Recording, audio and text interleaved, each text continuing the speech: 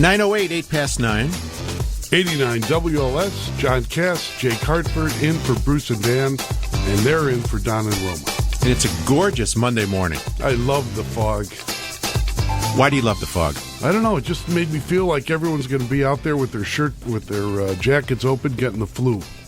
I walked around with unzipped the jacket, just walked around, and I just felt like I was getting the flu.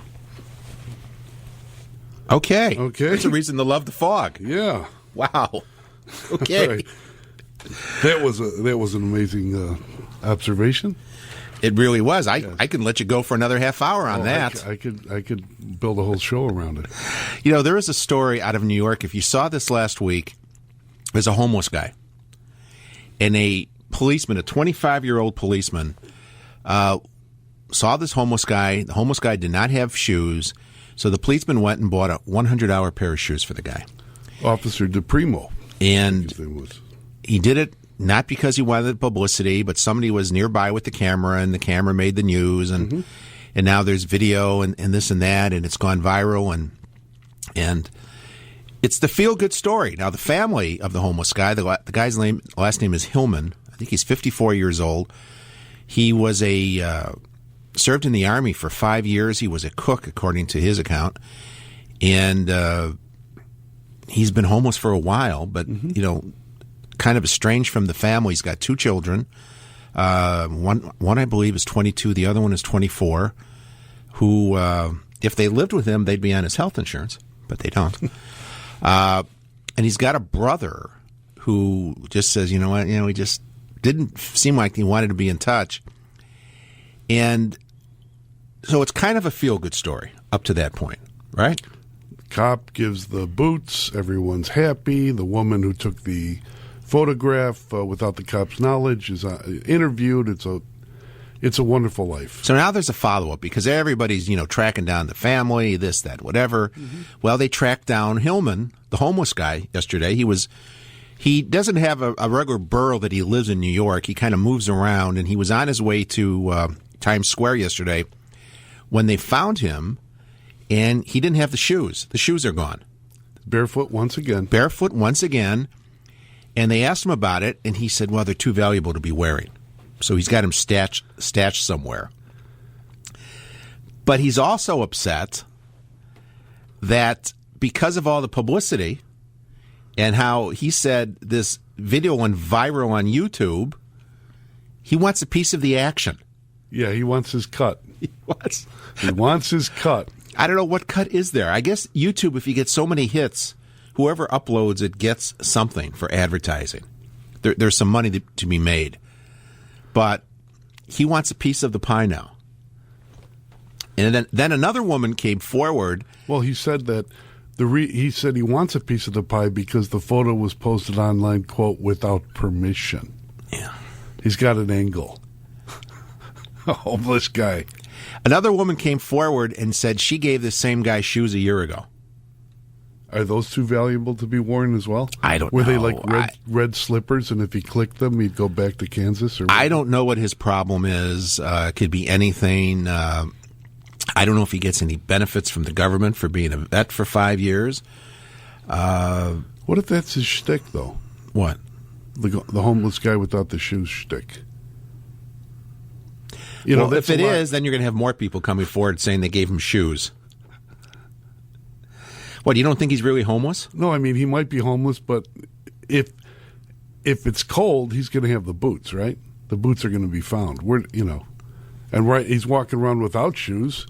Maybe that helps him get more money. I don't know, but I will bet all the money in my pocket, which is sizable, that there is a TV producer right now trying to track this guy down, much like they did with Ted Williams, not the baseball player who's just hanging around, but his head is but the homeless guy who had the good voice, the announcer, who had some problems. I guarantee you there's a TV producer right now that's tracking this Hillman guy down. Is going to want to do some sort of reality TV show or a better show. And this is here's what I came up with yesterday when I heard the first part of the story about how the policeman gave him the shoes, they found the family, this and that. Somebody should do a show where every week they feature a homeless person, and they try to reunite them with their family. How about if they forcibly reunite them with their family? Like they offer them something that they can't refuse, so they all have to sit at dinner together and have a few pops and see what happens. That could be interesting. Well, it could be.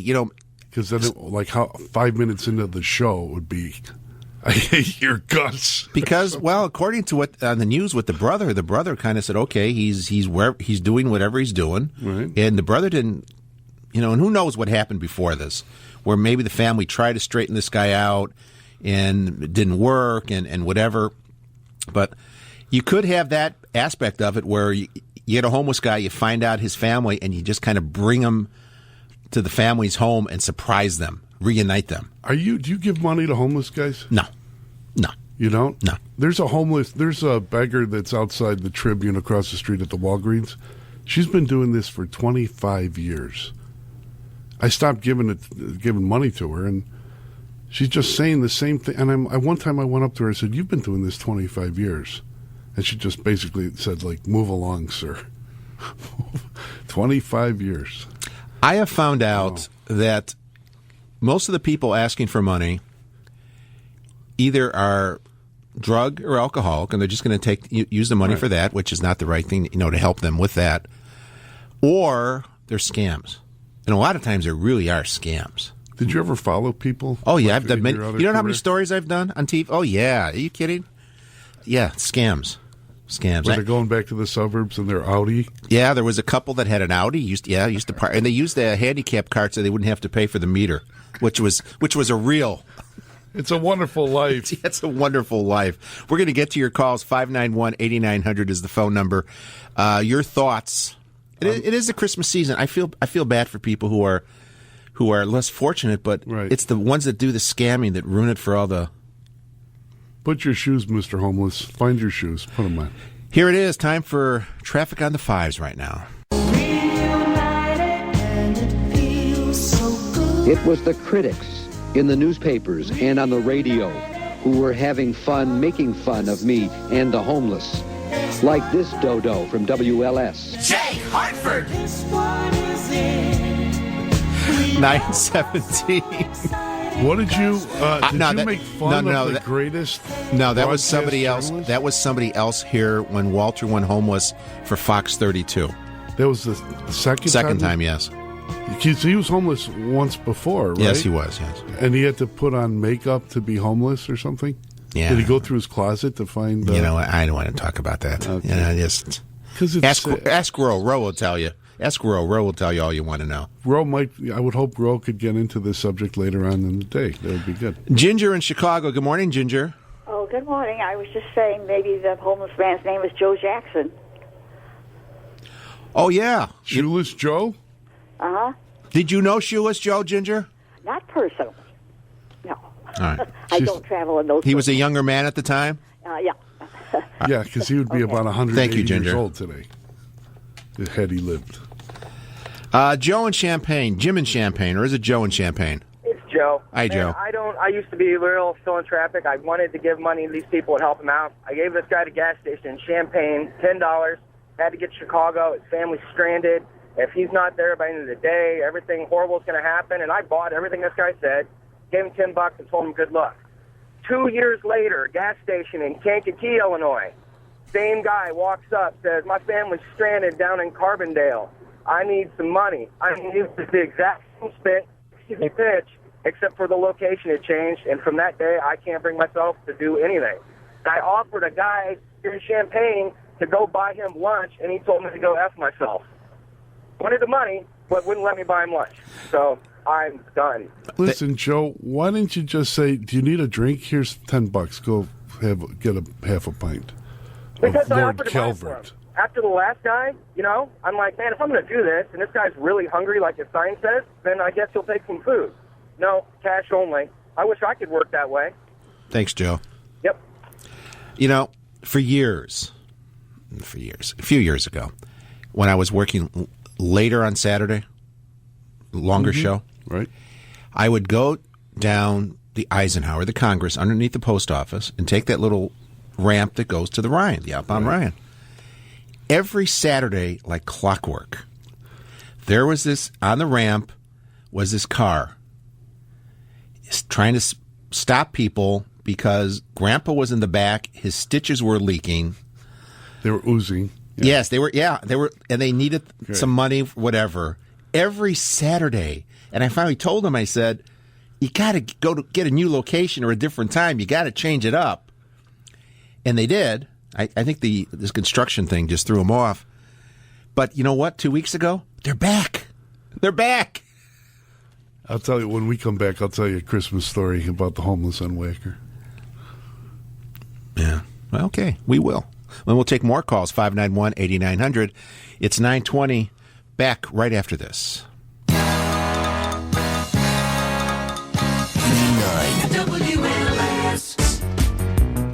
Coming up today, 2-1 Roan Roper. New study says psychopaths are better looking. Plus, the legendary Harry Shearer from The Simpsons joins us. Roan Roper afternoons, 2 to 6, 89 WLS. 9:27. Jake Hartford, John Cass. Let's hear your story.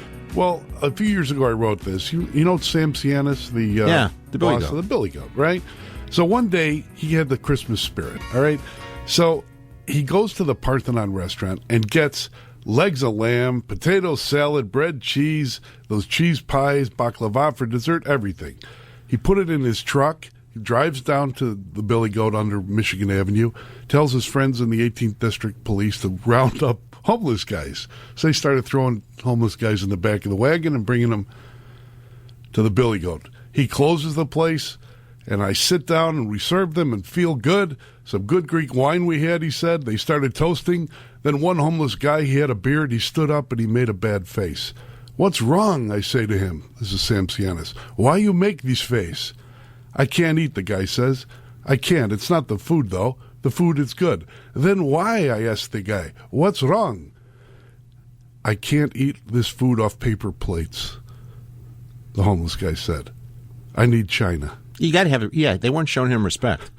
Food Not like that. paper, Food, china. Food that good, yes. Has to be treated as such. Sam jumped him and kicked him out the door. Mike, who's a city worker. Good morning.